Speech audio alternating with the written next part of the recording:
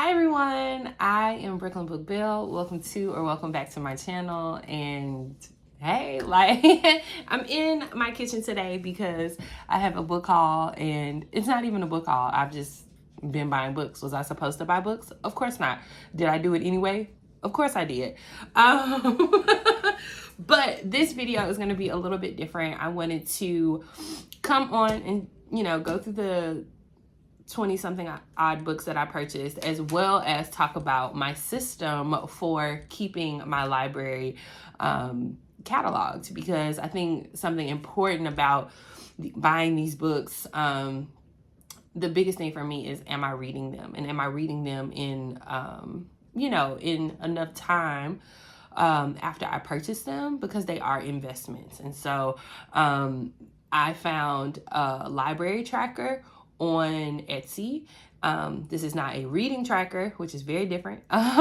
This is an actual library tracker. So it tracks the date of purchase, the date read, the number of days in between purchasing and finishing, the status on if you've read it or not, the star rating, the format, hardcover, paperback, if it was new or used when you purchased it, the purchase price, the author's gender, the publication year, the age range. So was it adult? Was it middle grade, etc.?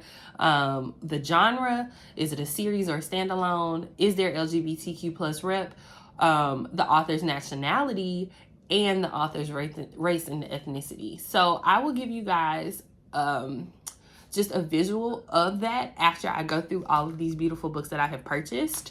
And then let's open the dialogue about cataloging our libraries, because we have libraries, okay? There's a library over here. So I am super excited to talk about some of these books. I'm gonna try to keep it short and sweet. Y'all know I like to get you in and get you out, but yeah, it is a day off for me, so I am fresh-faced. I literally have on my new favorite cashmere sweater because I'm a silk and cashmere girly, okay? If anyone asks what kind of sweater is that, baby, it's cashmere, okay? That's what it is. So let's get into our books. So the first book that I purchased was The Duke Gets Desperate by Diana Quincy. Now, on her website, she does say that she is an Arab author, or, that is the representation. But when I came across her book, she was actually on a list of Palestinian authors. So she does not clarify that on her page, but that is how I found this book. And it is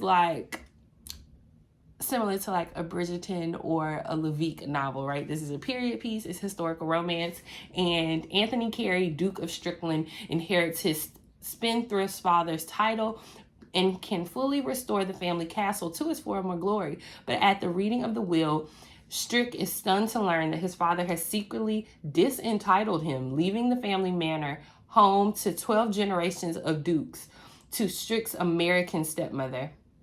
Everyone knows Strick despises the Dowager Duchess, and when she dies mysteriously, damning rumors start to surface. When Raya Darwish unexpectedly inherits her glamorous late cousin's castle in the English countryside, she clashes with the charismatic young duke, who insists the castle is rightfully his. The estate is particularly bankrupt, so she must find a way to work with the duke in order to save both of their futures. I am so looking forward to this. It sounds messy.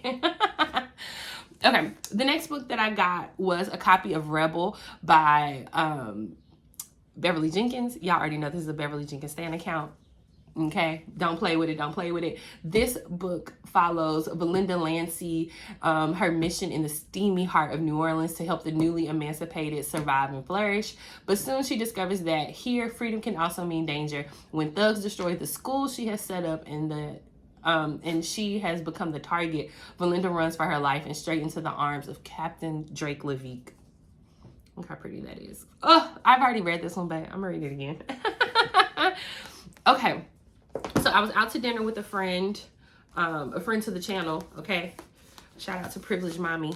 And her friend, of course, knows that we read, and so he told us about the Noir series. So these books are collections of short stories, essays from people who actually live in these places.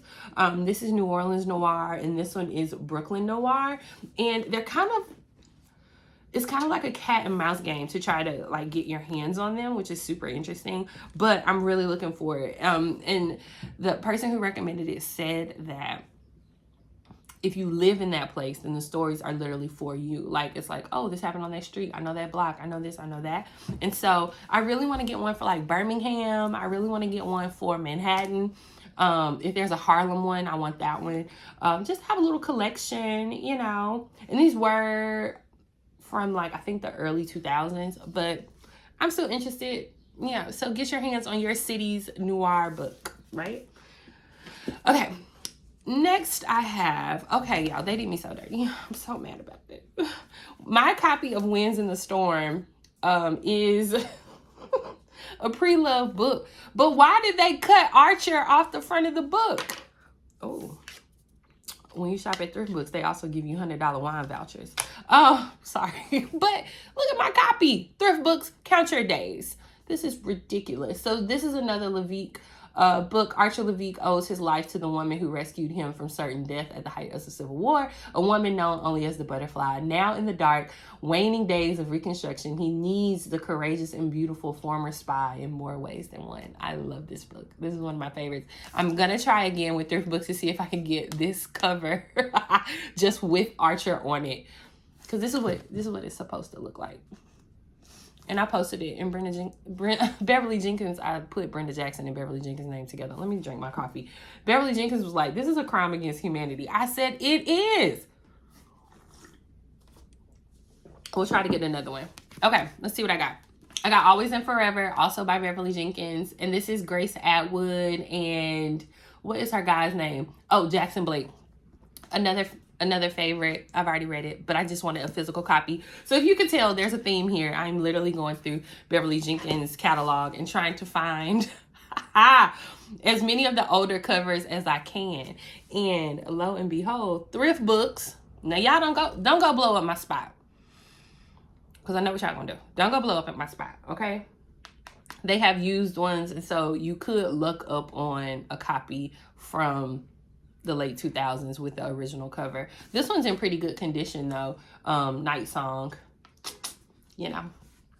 And then I have an extra copy of Rebel. I'm gonna gift it to somebody in the book club because we're reading Rebel this month, and so some people need a physical copy. You know what I'm saying? Put that one over there. Okay, let's see. I'm almost done. Oops. Continuing with the Beverly Jenkins purchases, I got Wild Sweet Love, which follows Brazen and Beautiful Teresa July. She was one of the most wanted women in the West until the law caught up with her. Now she's paroled to a wealthy Philadelphia society matron. Yes, I remember this. Okay. But trouble's going to be hard to avoid now that she's met the matron's breathtaking black Adonis of a son. A distinguished banker named Madison. And it gets spicy. I remember that one. Okay. The Taming of Jessie Rose. Oh, these covers are so dreamy and so pretty. I love them. No man could tame her. That's right, Jessie. Jessie Rose Clayton would do anything to keep the family ranch from falling into the wrong hands. Even agreed to take on a rough and tumble outlaw as a protector. And you know what happens when they protect? You know what I'm saying? Then they start to love and provide. That's not what she said, but that's what I heard. You know what I'm saying? Okay. And then I think the last one for today from Beverly is Something Like Love, which is Olivia Sterling. She's fleeing Chicago and heading west. She wants to set up her own seamstress shop in Henry Adams, an all-black town in Kansas, which was a real place. But her plans are derailed when her train is robbed by the Neil July and his notorious band of outlaws. This is one of my favorites too. I love me some Neil July and the Outlaws. I really do. Okay, let's keep this thing moving. Another book that I picked up from thrift books is In Search of a Prince by Toni Shiloh. And Brielle is fully content teaching in New York at a New York public school and taking annual summer vacations with her mother to Martha's Vineyard. But everything changes when her mom drops a bombshell. Brielle is really a princess in the island kingdom of... Y'all know I don't like messing up words. Oloro. off the coast of Africa, and she must immediately assume her royal position since the health of her grandfather, the king, is failing. Distraught by all the secrets her mother kept, Brielle is further left spinning when the royal council brings up an old edict that states she must marry before her coronation or the crown will pass to another. Brielle is uncertain if she even wants the throne, and with her world totally shaken, where will she find the courage to take a chance on love and brave the perils a wrong decision may bring? But look at that cover. She is gorge. I love a black princess, honey. Give it to me. Hope she figures it out. Oh no, I have one more, Brenda. I have one more. Why do I keep saying Brenda today? Like, girl, you have had your morning coffee. I have another Beverly. Y'all, this book is old, okay? Look at this.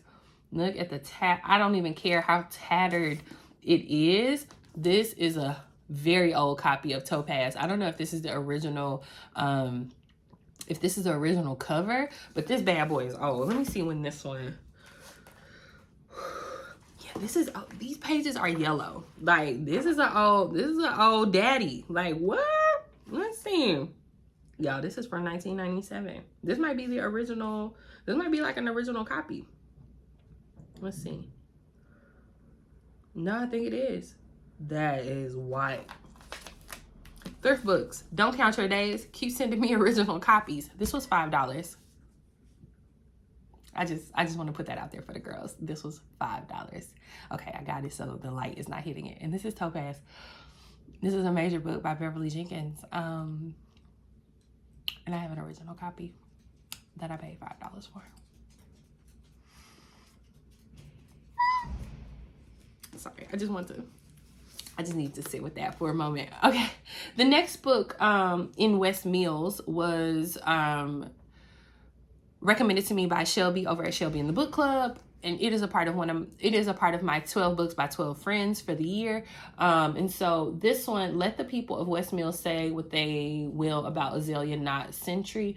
They won't keep her from what she loves best. Cheap moonshine, 19th century literature in the company of men. And yet when motherhood looms, Not begins to learn that her freedom has come at a high price. Low on money, ostracized from her parents, and cut off from her hometown, Not turns to her neighbor, Otis Lee Loving, in search of some semblance of family and home. So this is definitely a historical fiction. Shelby loves a good historical fiction book.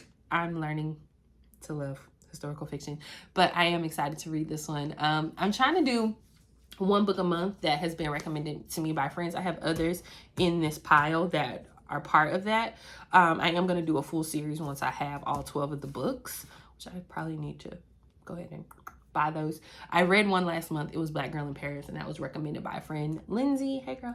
But this will be the one that I will try to read this month. And it is by Deshaun Charles Winslow in West Mills. I'm really looking forward to this one. Okay. The next one is also a part of my 12 Books by 12 Friends series, and this is Fates and Furies by Lauren Groff. Every story has two, and this was recommended by my friend Danielle.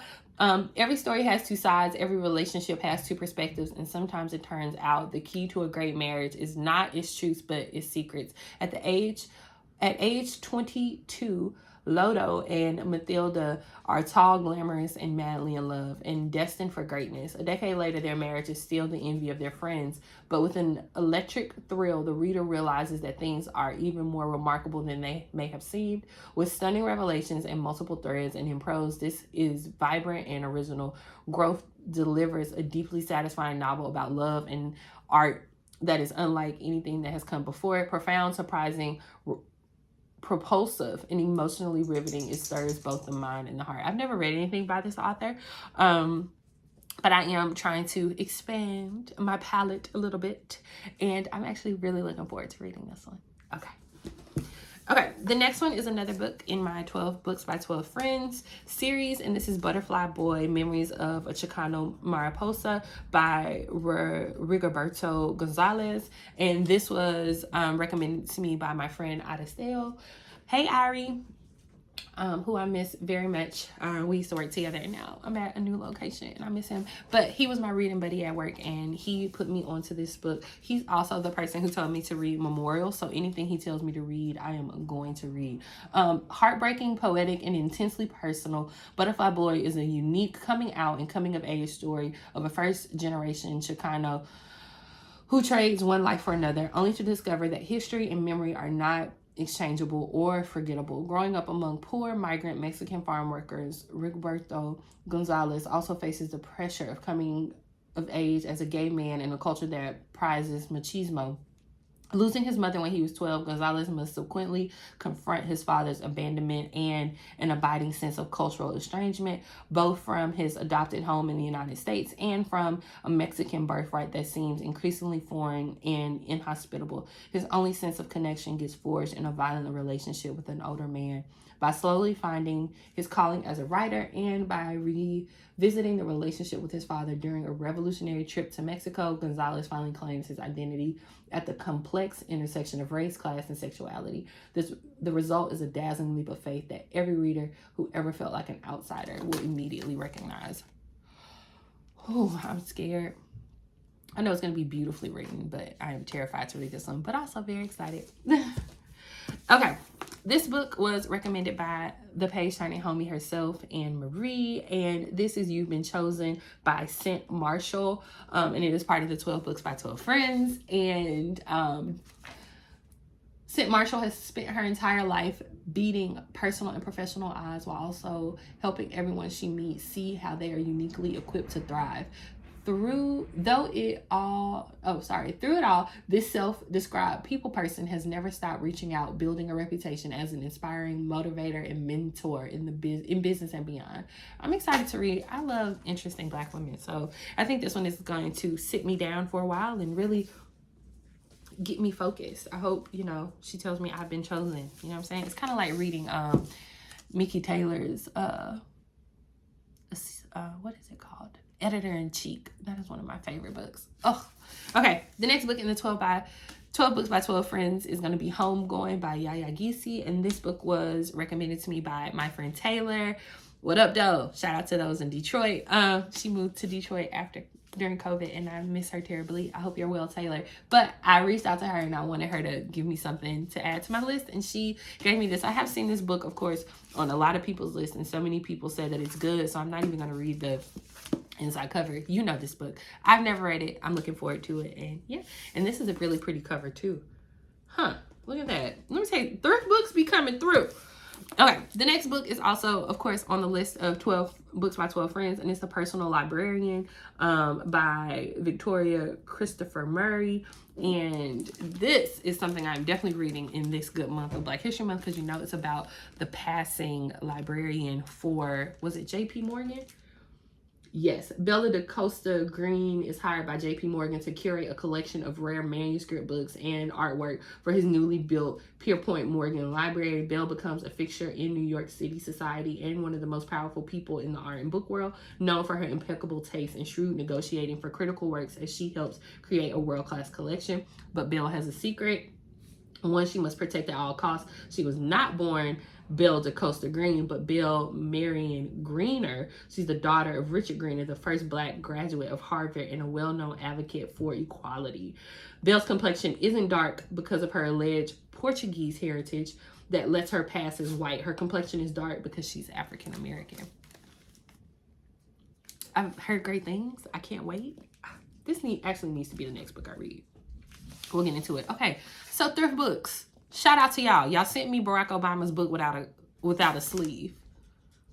What? Yes. So this is A Promised Land by Barack Obama. I can't even read the sleeve because I don't have it. But this is a book in my 12 Books by 12 Friends list, and it was recommended by Anne Marie as well, so I'm gonna read this one too. I did get 2 books from Book of the Month this month. We are down to the last 4, y'all, and look at me, under 30 minutes. Oh shoot, I still gotta go through my little library part. Okay, we'll keep going. So I got Neighbors and Other Stories by Diane Oliver. I know nothing about this book. Anytime there's a Black book on on Book of the Month, I just get it. A remarkable talent, far ahead of her time, Diane Oliver died in 1966 at the age of 22, leaving behind these crisp and often chilling tales that follow various characters as they navigate the day-to-day perils of Jim Crow America. In the first and only collection by a masterful storyteller, finally taking her rightful place in the canon of 20th century African-American literature, Oliver's insightful stories reverberate into the present day. Terrified, but I'm gonna read it. I'm terrified, but I am gonna read it. Okay, so I received an arc of The Mayor of Maxwell Street, and I am already 52% into the arc, but I did see that Book of the Month had this as one of their February books. And this book is by Avery Cunningham, and I'm already 51% in. And if you like The Great Gatsby, or if you just like period pieces about the 20s, the Harlem Renaissance, etc., this book is going to be right up your alley. I am already loving the book so far. She is a thickie. She thick. That's that thick, okay? But I'm finding that it's not like I'm not having to fight my way through it. Like, I'm easily intrigued by the book. It is 508 whole pages, but we can do this. We've done this before. So I'm gonna finish this one probably today, if I can sit myself down long enough. Maybe go sit at a coffee shop. We'll see what I get into for the rest of the day, but let's keep pushing. Okay, so I picked this up even if the sky is falling, because edited by Taj McCoy. I think it's a collection of short stories. When an international warning siren accidentally goes off, convincing everyone that the meteor shower may just be the end of life as they know it, 6 couples, friends, exes, crushes, and rivals must take shelter. Inhibitions are abandoned and confessions are made and love blossoms. But what happens when the world doesn't end? I can't wait. So it's 1, 2, 3, 4, 5, 6 stories. 1, 2, 3, 4, 5, 6. Yeah, 6 stories by these 6 authors, all under the pretense that a meteor shower is the end of the world. And I'm actually really looking forward to this. I'm really excited about this one. It doesn't have the best of reviews, but I don't care. I'm probably gonna like it. Okay, then the last book.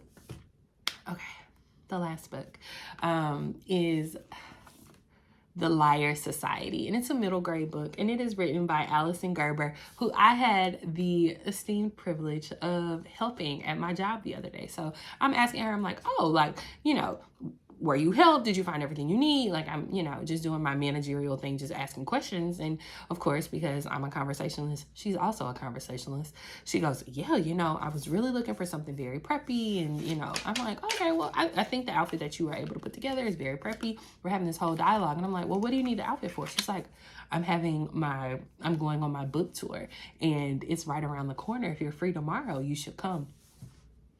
I said, oh my God, Allyson, that's crazy. I make book content. She's like, no, you don't. I'm like, I do actually, and I would love to come, but I did have the Tia Williams event that same day, so I couldn't actually make it. Oh, I need to go get that. But her book came out this week, and I told her, I said, I would love to read your book. And so I actually just went and bought it on Amazon. It got here today. And Allyson, I can't wait to read this, and I will come back with a little review for my middle grade followers and readers and parents who are looking for good books for their kids. But it was one of the most anticipated reads from Scholastic, so I'm really looking forward to it. But I have one more book.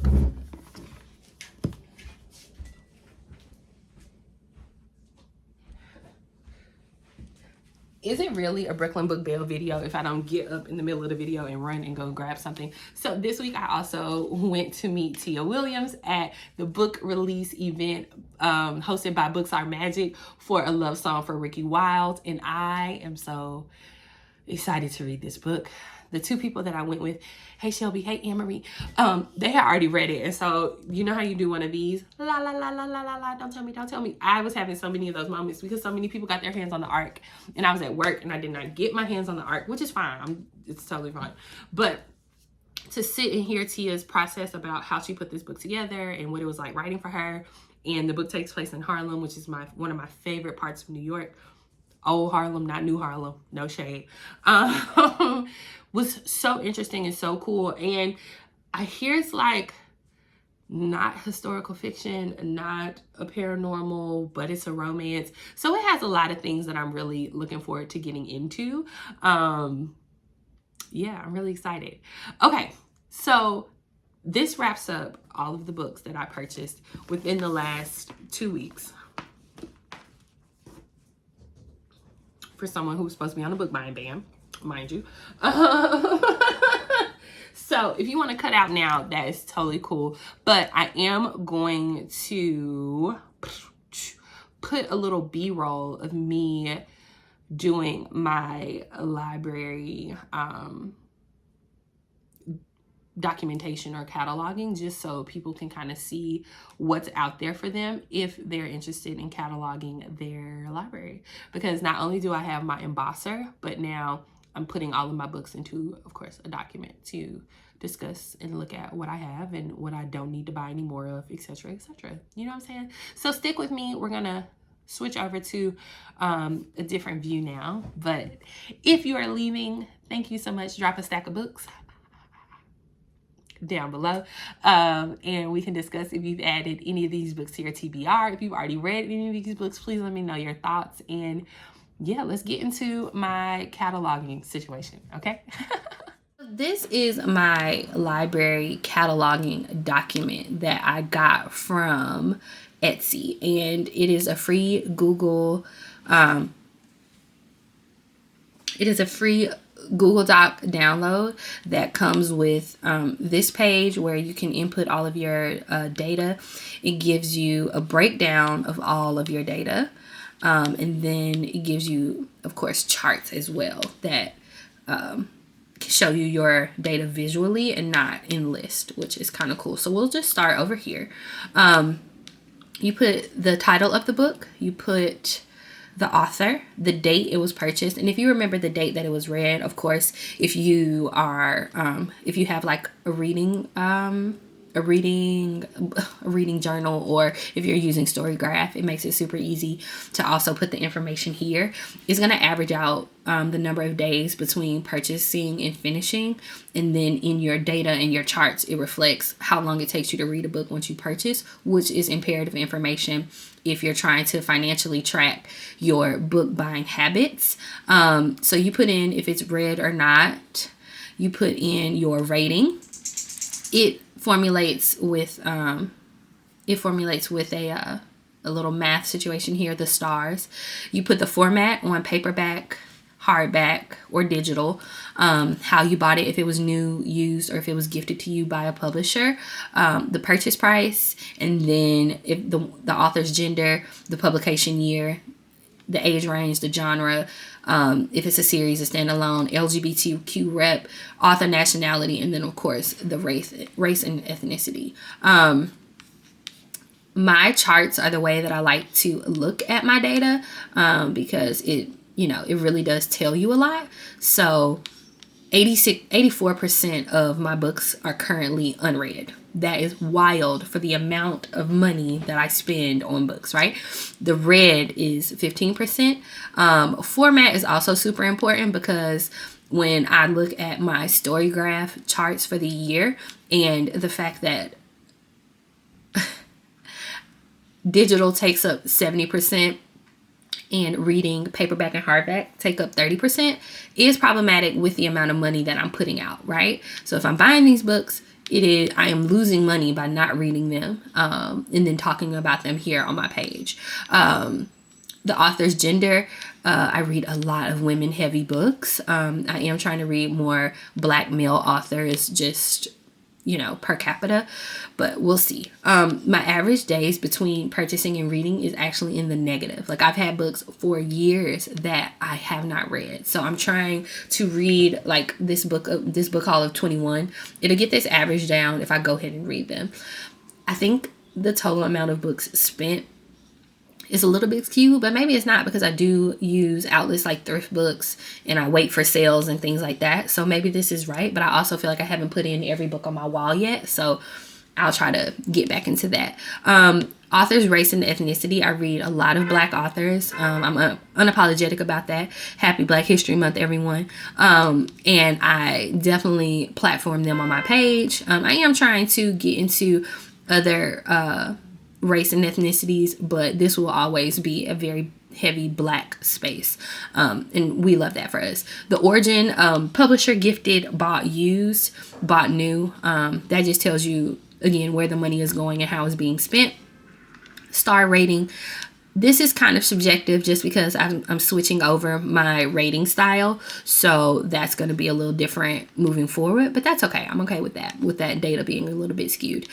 Year published, I didn't start tracking my book buying and books until 2021, so I probably have some older books, but I know I don't have any this old.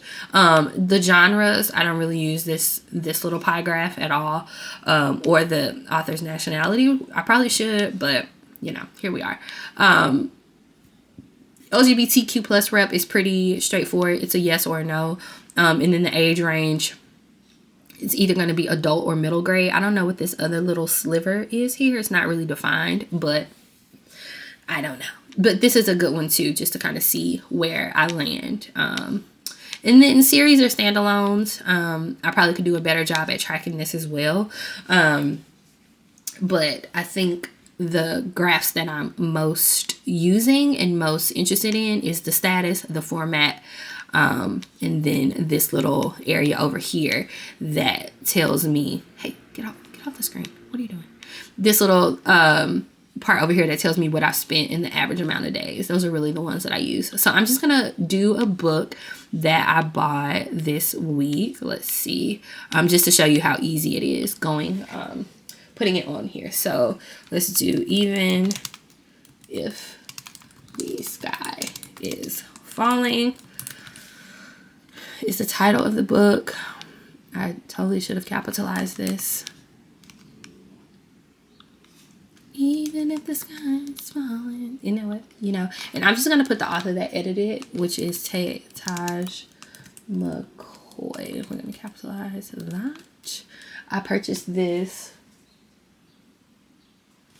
on February 10th. Y'all, why do all of these say 2023? Jeez Louise. I really did this. I'm gonna have to go back in and fix all of these. Why would I do this? Huh. Did I do it for all of them? Oh no, okay. It was just those. Okay. This is unread. This is a paperback. I bought this brand new from Big Daddy Jeff. She was $11 because I got her on sale. Let's see. It is a woman. When is the publication year? 2023. It is adult. It is romance. We're gonna put it under romance. Contemporary romance. I don't really like all of their options, and it says that you should be able to add, but I have not had any luck adding anything. And we're gonna make her American, and she is black. Okay, so that's just how you put them in. Let's see how I do reading them and trying to close my gap for days of reading in between purchasing and finishing. But this is just my little project, and I just wanted to share it with you all. But yes, okay, thanks guys. Okay, so thank you all so much for sitting with me while I do this in my little cozy space in my new favorite sweater. I hope that this was informative and helpful. I gave some books that I just purchased. Hopefully you add them to your list. I also will link down below my library Google Doc. I think it was $7 when I bought it, but this is gonna last me a really long time. So if you want to use it to catalog your books, please do so. Let me know if you decide to do it. But yes, so that concludes our video today. I hope you had a wonderful time. Thank you all so much for sitting with me, and until next time.